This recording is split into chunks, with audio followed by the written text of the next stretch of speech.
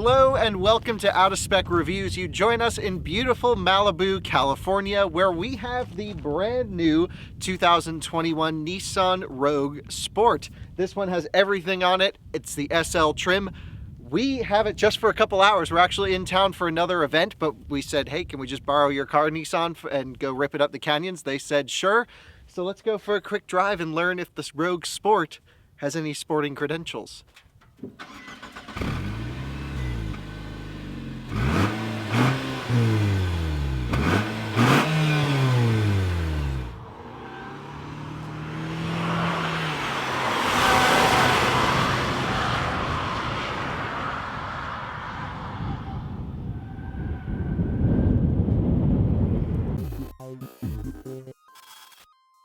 You'll have to forgive me for using my phone here, but we had no plans to actually take this Rogue Sport. We're here to look at Aria and Prototype Z. But again, our flight was here a little early and they handed us the keys. But I'm going to walk you through some of the details before we go through a drive. And the first thing that is on the whole press release, you know, in the media, they give you these press kits. The first thing on there, the word is Sporty. It's a sporty, intelligent crossover that amplifies the excitement of city life. Sorry about the noise. This is a very impromptu shoot. So let's take a look. Does this look sporty to you? Well, design-wise, it's got to be one of the best looking Rogues I've seen, especially these wheels. They look really nice. I don't even know what they are. They are, let's see, 19s, 20s. Let's take a look. Yeah, 19s. Looks pretty good. Love it. We'll take you on a quick tour. Of course, it's got the Rogue Sport, and I believe that just means it's the smaller Rogue.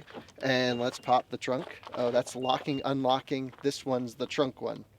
Hold on. There we go. No power trunk. You have two buttons. One's lock and unlock. One is the trunk. This is pretty cool too. You have two underfloor storage areas and a full spare tire under this little thing with a subwoofer in the middle of it. I thought that was pretty neat. Red paint actually looks great on this car. Paint quality is really nice too. The depth in this paint is really nice. It's almost like Mazda red. I hate to make the comparison, but this is very similar to a CX-3, CX-5. And one thing I've always loved about those Mazda crossovers is the paint, but now Nissan is upping their game because this red looks really nice.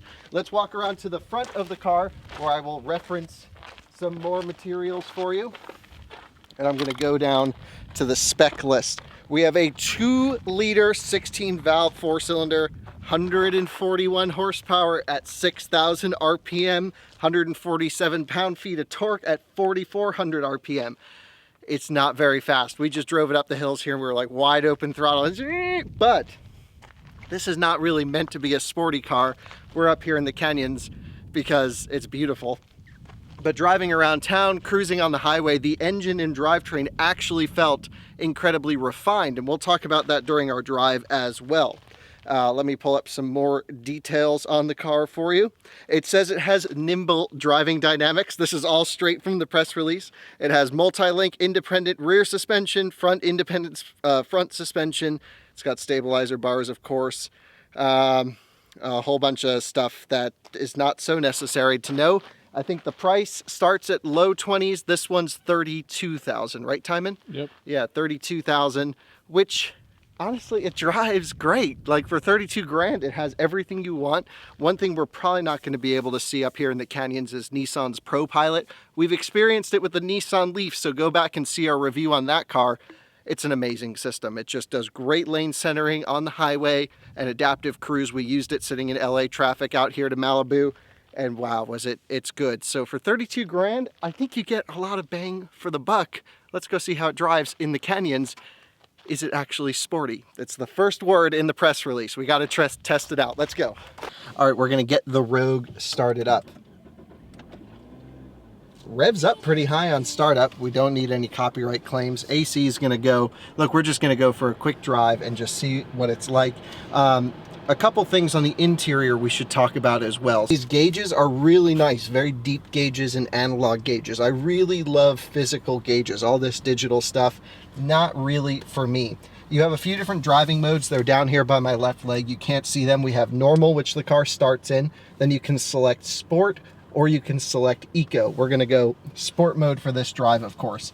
This car has a heated steering wheel, it has active lane centering, which I was telling you about, of course. You have traction control on and off. We're gonna turn it off because we don't want anything holding back the 141 horsepower of the Rogue. Standard infotainment system, we're not gonna get into it. It's the same system that we had in the Nissan Leaf. I believe the screen is a little smaller, but look, you're just getting this thing, you do Apple CarPlay, and that's how you're gonna use it. You have auto hold for the braking system, which is amazing for the city traffic life, and electronic parking brake.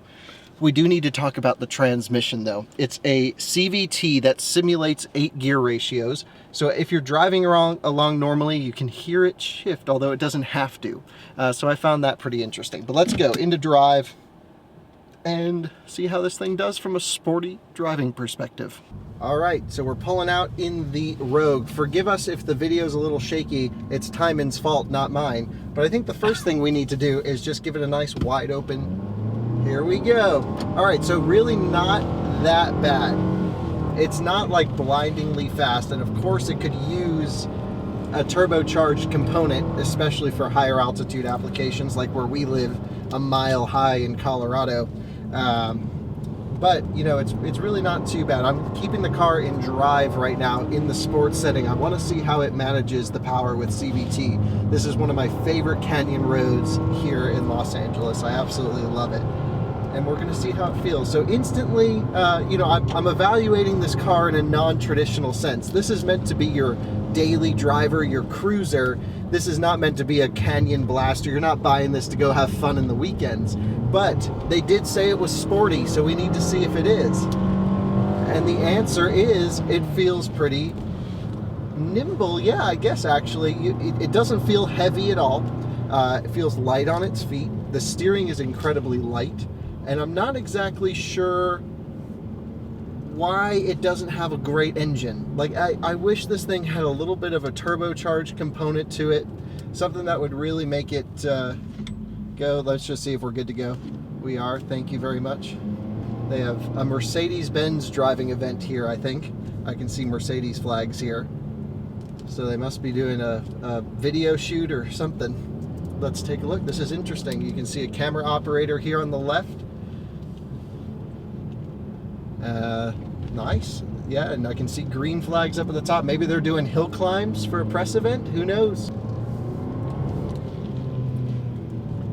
Nice little tight section of the road through here. We have to go slow because we, of course, need to watch for oncoming traffic.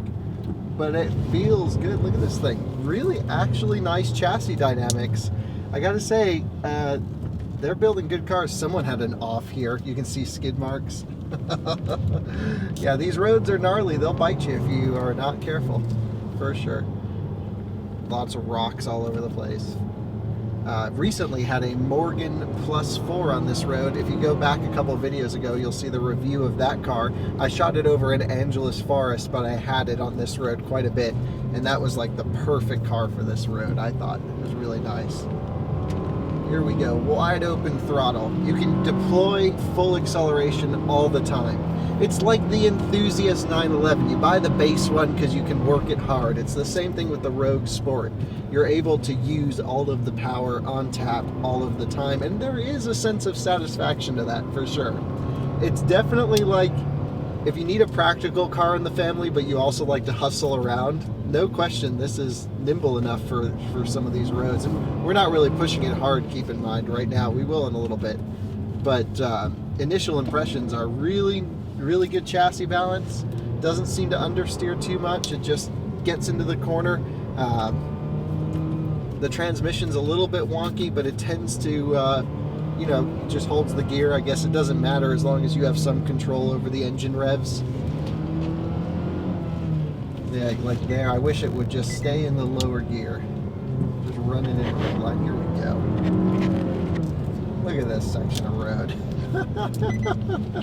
Amazing. Are you holding on to the camera back there, Tijmen? Yeah. No one ever thought a Rogue would be tearing up this road.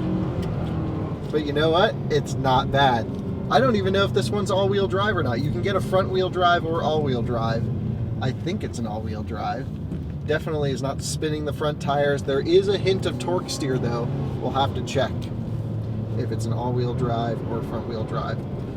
My guess is, even though if it is an all-wheel drive, it probably is front biased. Nice loop hairpin here. Let's just chuck it in. The little tire squeal. Nice. Nice. Love it.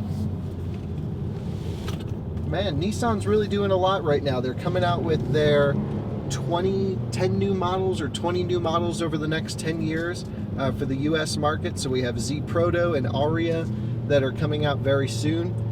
They're really focusing on electrification as well as driving performance. I feel like Nissan's been a little bit lackluster in the last years, and now they're starting to turn it around, really push for some higher quality products, some better driving products, and it shows. This car is good, no question. I never would have thought when I got in the Rogue Sport that it would handle well, it would feel tight, it would feel nimble. And those words in the press release, they're not lying. Pretty interesting. See, in drive, it lets you get more revs out of it than in manual shifting, which I think is pretty interesting. Great section of the road through here.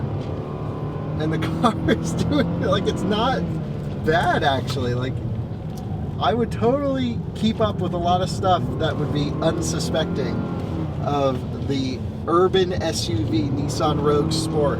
Look at that power out of the corner. That was good. Look at the balance through here. Just leaning right on the edge of that tire.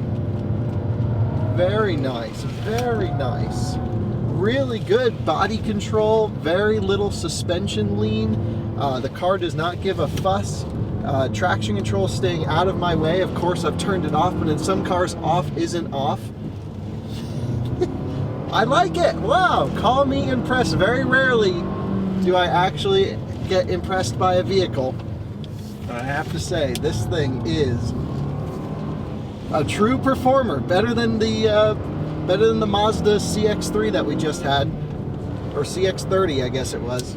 This handles better than that car. I'd love to do a shootout because I'm trying to remember how great that car was, but it didn't really do much for me. This is the one to buy. And it doesn't sound bad. The engine's refined. It doesn't sound agricultural. Some, cars in this segment kind of sound a little loud and intrusive. This is a fruity noise. It's really not bad. And it's not putting up a fuss about being driven like this at all. And the other thing is, we're really kind of driving it hard, but we're not going very fast. And that's the benefit of having some of these lower power vehicles, is you can just go wide open throttle everywhere.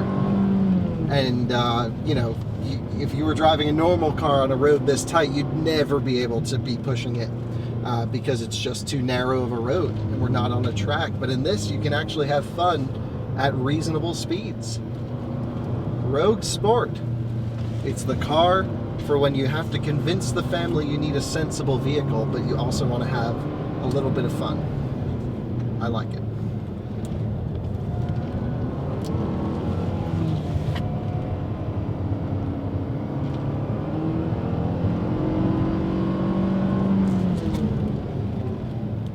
Performance is nice, solid, good ABS feedback too. Just had it right on threshold through there.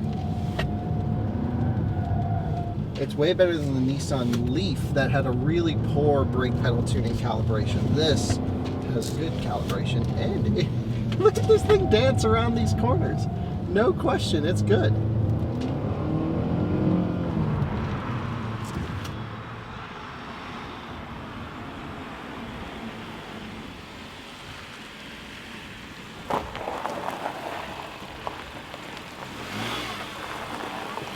Well, after making myself a little car sick, that's the thing. I love to drive twisty roads, but always whenever I get on them, I make myself car sick. I'm not sure why. Anyway, this has been impressive. A cool opportunity to take a look at the Nissan Rogue Sport. We learned it's actually really good on twisty roads. No question, one of the better CUVs out here to go have fun. Who would have thought? Definitely would recommend if you're a keen driver, but also need to convince the family that you're sensible. Nissan Rogue Sport, that's the one for you.